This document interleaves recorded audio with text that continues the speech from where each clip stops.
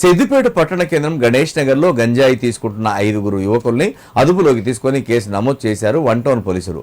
ఈ సందర్భంగా one town CI Mahender Reddy మాట్లాడుతూ గంజాయి తీసుకున్న వారిలో మాలోత్ నివాస్, రేపాక సంతోష్ కుమార్, బోన్ల ప్రసన్నావర్ధన్, పోతురి నాగరాజు, మాలోతు వంశీలను అదుపులోకి తీసుకున్నామని తెలిపారు.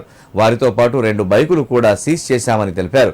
తమను చూసి పారిపోయే ప్రయత్నం చేశారని, వెంటనే తమ సిబ్బంది పట్టుకున్నారని 600 గ్రాముల గంజాయి సీజ్ చేశామన్నారు. వారి దగ్గర ఉన్న సెల్ ఫోన్లు సీజ్ చేశామని, ఎన్డీపీఎస్ సెక్షన్ కింద కేసు నమోదు చేసి విచారణ జరుపుతున్నామని తెలిపారు.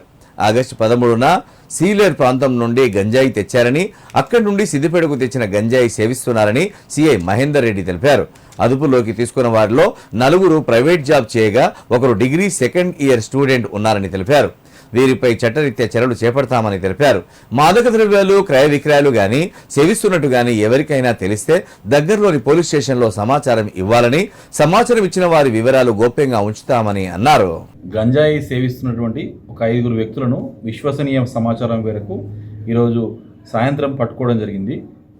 ఇక్కడ గణేష్ నగర్లో ఒక 5 వ్యక్తులు గంజాయి సేవిస్తూ ఇందులో మాలోత్ నివాస్, రేపాక సంతోష్ కుమార్, బోన్ల ప్రసన్నవర్ధన్, కోతూరి నాగరాజు, మాలోత్ వంశీ ఈ 5 వ్యక్తులు కూడా 2 బైక్ల మీద, ఒకటి కేటీఎం బైక్, ఒకటి యాక్టివా బైక్ మీద 5 కూడా ఒక ఇంటి దగ్గర, గణేష్ నగర్లో ఇంటి దగ్గర ఉండడం జరిగింది. అక్కడ వాళ్ళు పోలీస్ వాళ్ళని చూసి పట్టుకోగా వాళ్ళ దగ్గర నుంచి 600 గ్రాముల గంజాయిని సీజ్ చేయడం జరిగింది. అదేవిధంగా 2 బైకులు సీజ్ చేయడం జరిగింది. అదేవిధంగా వాళ్ళ దగ్గర ఉన్నటువంటి సెల్ ఫోన్ కూడా సీజ్ చేసి వాళ్ళు యూజ్ చేస్తున్నటువంటి పరికరాలు వాటిని కూడా సీజ్ చేయడం జరిగింది. దీని మీద ఎన్డీపీఎస్ చట్టం ప్రకారం కేసు నమోదు చేసి విచారణ చేయబడింది. ఈ యొక్క విచారణలో మాలోత్ నివాస్ మరియు రేపాక సంతోష్ ఇద్దరు కూడా